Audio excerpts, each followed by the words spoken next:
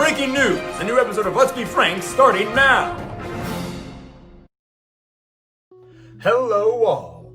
Well, I have got something very special for you guys today. I've been wanting to do a video on this for a while. I want to talk about Avatar: The Last Airbender and Avatar: The Legend of Korra. Both of them, hence the new setup up here. Now, let me tell you why I want to talk about these two properties today. Now, admittedly, I never grew up watching Avatar, either series. It wasn't until like 3 years back or something like that, Jokum actually, and then our other friend Leah, introduced me to the show. We would watch it together every Tuesday or something like that, every Thursday, whenever they got out of ballet class. Yeah, we'd watch a few episodes here and there, like whether 3, 4, 5 a night, and then we'd do it all again next week. And as soon as we finished The Last Airbender, which I loved, I was so upset I hadn't watched it growing up. It was so good. As soon as we were done watching it, we immediately jumped into watching The Legend of Korra, which even Jokum and Leah weren't as familiar with. They'd watched it before, but I think one of them hadn't finished it yet, and the other one, it had been a while. I forget which is which. I loved The Legend of Korra too. And I actually liked it just as much as I liked The Last Airbender, and that's the reason I'm making this video today. Because I hear a lot of people say that The Legend of Korra is not nearly as good as The Last Airbender. The Last Airbender is just leagues above The Legend of Korra. And I disagree. You see, I think they're equal, they're just as good, and I want to tell you guys why I think that.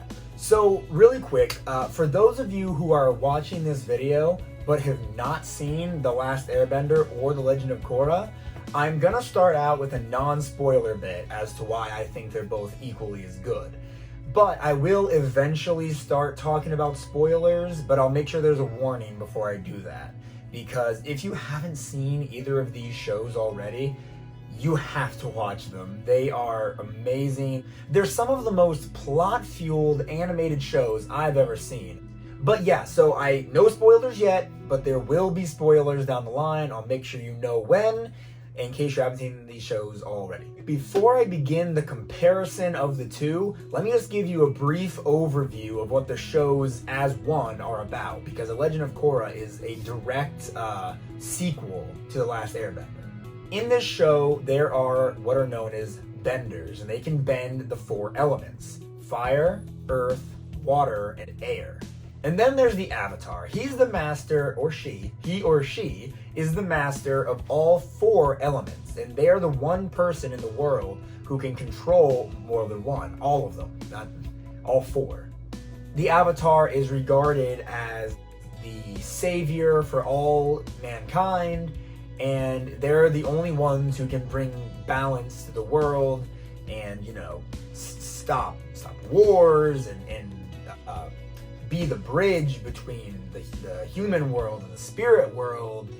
And yeah, I can't give any more information because, again, for those of you who are watching who haven't seen it, I'm not going to be giving any spoilers yet, but it is a wonderful, wonderful, wonderful, wonderful show with a great premise that you should definitely check out. Okay, now that I've gotten all that out of the way, let's get on to the good stuff. Both The Last Airbender and The Legend of Korra are very fun and exciting and just, as cliche as it may sound, just action-packed adventures. And that's the real deal. That's me, I'm being honest there. Despite them being animated, it's one of the best examples out there of a children's show that, honestly, you can probably get more enjoyment out of as an adult. Because you can understand the deeper meanings and the emotions the characters go through in just a whole new way. You can relate to these characters, and it's very enjoyable to watch them go on their adventure and you know, overcome challenges and strife and whatnot. It's great. In both shows, it's great. I do want to focus more heavily on The Legend of Korra because I feel like it's less known and less talked about than The Last Airbender. The reason I like The Legend of Korra so much is because at times it can feel like a political thriller, which isn't really a bad thing. I mean, there are characters who are like pushing for equality, and they're equalizers. That guy up there, actually, Amon. And yeah, I'm still in the non-spoiler territory. You'll learn who Amon is in the first like few episodes of The Legend of Korra. It's not a spoiler. Get off my case. Amon is all about equality between benders and non-benders, because the whole premise of Avatar is that you can bend elements, but not everybody can. Similar to My Hero Academia, there are some who can, some who do have the powers, and some who do not. It's more common for people to not have it in The Last Airbender, though, and The Legend of Korra. And it's not just people striving for equality. There are anarchists who want, all political leaders gone. There are dictators who want to conquer the land that they believe belongs to them and their people. It's fascinating how unique each new villain that's introduced is, and I love it for that very reason. I'm gonna get more into detail on the villains later, but not yet. The Legend of Korra seems to be a bit more mature than The Last Airbender. Of course, it is still full of humor, and good humor at that. Stay away from my dad's ex-girlfriend. Don't let that last point make you think that I'm saying The Last Airbender is immature and only for kids and not as entertaining. I'm not saying that at all. You gotta remember, I think these shows are equally as good here. I'm gonna knock both of them a little bit, but in the end, they're both amazing shows. See, because here's the thing. They both have different themes, but they all kind of mesh together in a way. I hope I'm being coherent. The Last Airbender has a lot of themes of loss and having to deal with the loss of loved ones. It has to do with tragedy, and again, dealing with that tragedy and how it can weigh heavy on your shoulders and on your heart. There's also the big theme of having to make tough decisions, and especially in the last season, there comes a time when the main character, Aang, has to make a big decision that could really affect him. And they spend quite a few episodes dwelling on this issue and how it's haunting him, and it's handled so beautifully, and so it really gets the point across. Oh, it's so hard to find the words to describe this. Again, if you have not watched this series, please do. And if you have, you know exactly what decision I'm talking about. And I'm sure you agree that the way it's handled is so magnificent. Whereas The Legend of Korra has a lot of themes of fear and dealing with PTSD almost, in a sense, and how past experiences can really stay with you and affect how you view the world and how you can deal with new challenges. It talks a lot about depression and how, of that PTSD can be the causation of that depression. The causation, does that sound bad? Does that sound good? I don't know. Who knows? PTSD can cause depression, and The Legend of Korra touches on that. And not only that, it just deals a lot with hopelessness and not feeling that you're good enough or worthy enough to be the savior for all these people. And it's hard to watch sometimes. To watch Korra, the main character of The Legend of Korra, surprise, surprise, go through all these deep emotions of just, like I said, the hopelessness and the fear. All right, now is the time to get into spoiler territory. So once again, I gotta say, if you have not seen either of these shows yet and you do want to, skip to this time. Actually, I can't put it in between my fingers. Skip to the time that's gonna be right below me right now. One of the reasons I think The Legend of Korra is just as good as The Last Airbender is because of its villains. And let me explain that. The villains in The Legend of Korra, I feel, are better than the villains in The Last Airbender. And that is a very unpopular opinion. I understand that. I once had a friend tell me that exactly the opposite of what I just said. The reason that The Legend of Korra has so many more villains than The Last Airbender is because they couldn't think up of good enough villains to keep the entire runtime. And to that I say, what?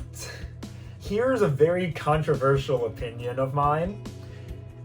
Ozai was not that great of a villain.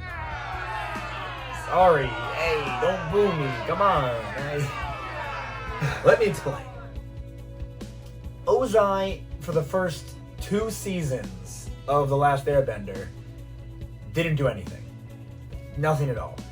And he's supposed to be the main villain of the entire show. Of course, you have Zuko and Azula, and that's it.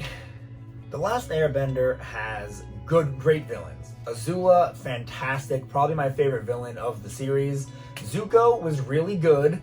His redemption arc was incredible, obviously. But then there's Ozai. He's just kind of this name sitting literally faceless in his throne. You don't even get to see his face until, I believe, like late into the 2nd season, maybe even the 3rd season. Like, I just watched through it, but I can't remember. With Ozai, it was a good build-up. It was a good payoff. But it still is... but it still needs to be said that for a 3-season show, not doing anything until the last few episodes of the 3rd season, I mean, they could have done more. That was all I'm saying. And of course, you do have other minor villains like the pirates from the 1st season, or the what are they called? The Rough Rhino Riders, I believe were their names. That appeared every now and again. But you know, they weren't staple villains that stayed around, that constantly chased the heroes of the show. And I don't know, the villains of The Last Airbender just were good. They were very good. Don't get me wrong, I'm not trying to say they were not good. But I say all of that and give my opinion on that to say this. That's why I like The Legend of Korra's villains better. Because they are all doing something within their respective seasons. Amon is a huge threat in season 1. Oh great, I'm gonna forget his name now. TLOK? This guy. Big Bad from season 2. He was, again, a big threat. I gotta apologize. I might put this in the video, I might not.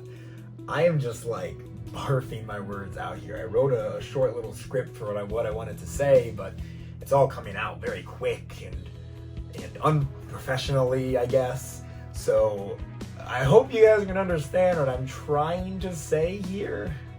If not, sorry, I'll try better next time, but this is my first time doing a real review / comparison / argument video on in a subject like this. So please bear with me. I hope I'm making sense. If not, like I said, there's always next time, but you know, thanks for sticking around if you're still here. I appreciate it. And then there's Zahir and his gang, which those 4 guys are my favorite villains in the whole show. I love how you get to see an evil airbender, earthbender, waterbender, and firebender, combustion bender, all working together. They're all evil. Because, and that's a quick side note, that's another reason I love The Legend of Korra so much. The only villains aren't the firebenders. There are villains of all elements, water, earth, and air. They're all bad guys. There aren't any bad guys from The Last Airbender that aren't fire. Sure, you have that one old guy that wouldn't teach Katara water bending. What's his name? This guy. He wouldn't teach Katara water bending because she was a girl, and he was just a sexist jerk, but he wasn't a villain. Then you had this guy, that earth-bending general who wanted to get Aang into the Avatar state, was kind of threatening Katara. Again, big jerk, you know, but he was trying... He had the right intention, he was just executing it in a very, very poor way that he should not have done. Again, just a jerk. But, you know, there's no other villains of the show, even if you want to count the Rough Rhino Riders, or that one girl with the mole creature who could smell really well. even they were from the Fire Nation. That's something the Legend of Korra does do better. The villains, in my opinion, which doesn't make the Legend of Korra better than The Last Airbender. It's just one of the reasons I think they're equal, because Legend of Korra does some things better, but The Last Airbender also does things better, and so they kind of, they find balance. Oh man. Another thing the Legend of Korra does very well, besides its villains, are its death scenes. Yes, I'm being serious. I love a kids show, quote unquote, that has good death scenes. It delivers on quite a few really, really good ones. I particularly like, again, spoiler, big spoiler, big spoiler. I particularly like when the combustion girl gets the metal bended around her head right before she's about to make an explosion beam and she blows her own head up.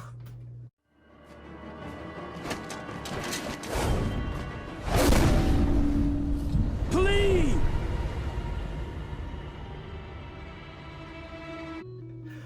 Real good stuff. And that's what I meant earlier about The Legend of Korra being more mature than The Last Airbender. I didn't explain that properly earlier, I'm sure. But it's just stuff like that. They did more mature stuff. And it made me really appreciate The Legend of Korra because the writers could tell that people who watched The Last Airbender grew up watching it as kids. And now they're teenagers or young adults. And in The Legend of Korra, you're following people who are teenagers and young adults. And so they upped the ante. And that was really appreciated, in my opinion. And the death scenes just prove that. I love how Zahir literally airbended the Earth Queen's air out of her lungs. That's insane. That's so smart. And finally, before I wrap this up, I just want to mention that I feel like, honestly, a lot of people like The Last Airbender more than The Legend of Korra due to nostalgia blindness. I'm just being honest. They grew up watching The Last Airbender, and then The Legend of Korra came later. Yeah, so The Last Airbender ran from 2005 to 2008. And then The Legend of Korra didn't come out until 2012, and it ended in 2014. So yeah, it's very safe to say that there's a big enough gap in between that anybody who watched The Last Airbender as a kid would have been around teenager age when they watched The Legend of Korra, which again just proved my point earlier that growing up these new characters with the audience was a very smart move.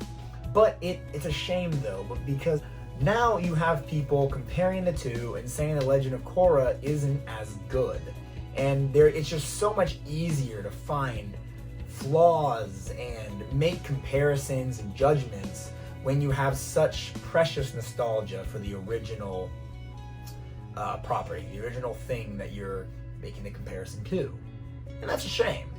Because for me, like I mentioned, I watched the two back to back, and honestly, watching the two back to back like that, I truly feel like I truly appreciate The Last Airbender more now that The Legend of Korra is here, and vice versa.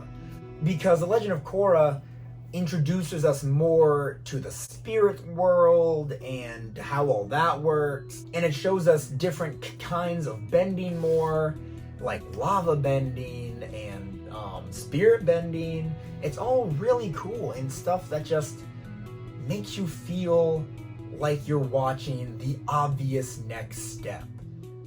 I don't know. It's really hard for me to explain. I've spent a couple weeks thinking about how I wanted to word all of this, and it's all just kind of coming out in one big mushy mess. But that's okay, because I'm having a good time, and I hope you are too. Okay, spoilers are over. I'm not going to be talking about them anymore. So if you did go ahead and skip to this part, come back and watch this video again once you've watched both series, which binge it, and it shouldn't be that long. It's only like seven seasons in total. I don't know. It's not that bad. So yes, I'm gonna state one more time, I do not think The Legend of Korra is better than The Last Airbender. Now, if you do have that opinion, there's nothing wrong with that. Katrina thought that The Legend of Korra was better than The Last Airbender. I don't blame her for that. It's a really good series. I actually do have more problems with The Legend of Korra than I have with The Last Airbender. Just some decisions that were made throughout the show. Some of the characters some of the characters like Bolin try to be Sokka and it just doesn't work. I think they so obviously try and replicate Appa with Naga and Momo with Pabu, and that just doesn't work. Although I like Pabu a little bit more than I like Momo, but you know. And so at the end of the day, this is just all my opinion that I wanted to share with you guys. There's a lot more stuff I want to talk about in the future, more unpopular opinions that I have. One in particular I am very scared to make a video about because I will get so much hate for it. But for now, I think I've said all I really need to say on the subject. I probably could say a few more things, but I don't want this video being too long. It's probably already going to be really long, so we'll see about that. If you like this video, why don't you give it a like? Subscribe if you want to see more videos from me, like especially more like this in the future. And if you do want me to give more of my unpopular opinions, leave a comment and let me know, because that's just the best way to let me know that you're enjoying my videos and the specific types of videos I make. I don't want to only make, I don't want to brand my channel as one thing. I want to branch out and do a lot of different things. That's why I do reviews, that's why I do cooking videos, that's why I do tier lists and rating systems, and it's always a lot of fun to branch out and do new things. So let me know if you want to see more stuff like this in the future. Follow my Instagram for updates and when videos go up and whatnot. It's Let's Be Frank 2020. And with all of that being said, thanks for watching, and until next time.